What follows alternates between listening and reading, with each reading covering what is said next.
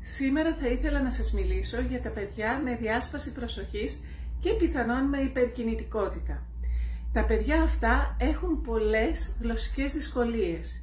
Συνήθως έχουν δυσκολίες στην κατανόηση, στην έκφραση.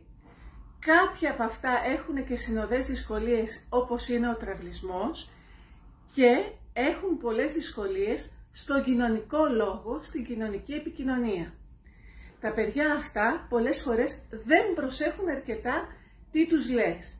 Δεν μπορούν να θυμηθούν τι τους λες και δεν έχει συνοχή ο λόγος τους, δεν έχει αρχή, μέση και τέλος. Οι δυσκολίες τους φαίνονται συνήθως όταν πηγαίνουν στο δημοτικό.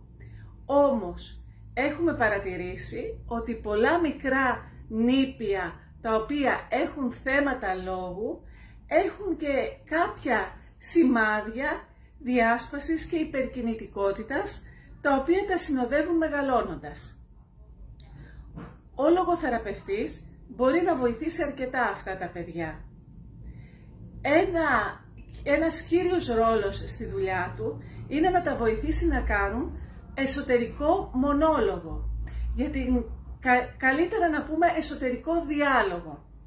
Τα παιδιά αυτά δρούν με παρόρμηση και δεν στέκονται να συζητήσουν με τον εαυτό τους πώς θα λειτουργήσουν. Γι' αυτό και διακόπτουν το συνομιλητή τους, γι' αυτό και λένε πράγματα που φαίνεται ότι δεν κολλούν με την προηγούμενη συζήτηση, ότι είναι άσχετα. Μπορεί καταρχήν ένας λογοθεραπευτής να δώσει δύο απλές οδηγίες στους γονείς. Η πρώτη είναι, όταν μιλούν με τα παιδιά τους, να τους κάνουν ανοιχτού τύπου ερωτήσεις. Για παράδειγμα, τι νομίζεις ότι θα συμβεί όταν, έτσι ώστε το παιδί να αναγκαστεί να σκεφτεί κριτικά και να αναπτύξει την απάντησή του.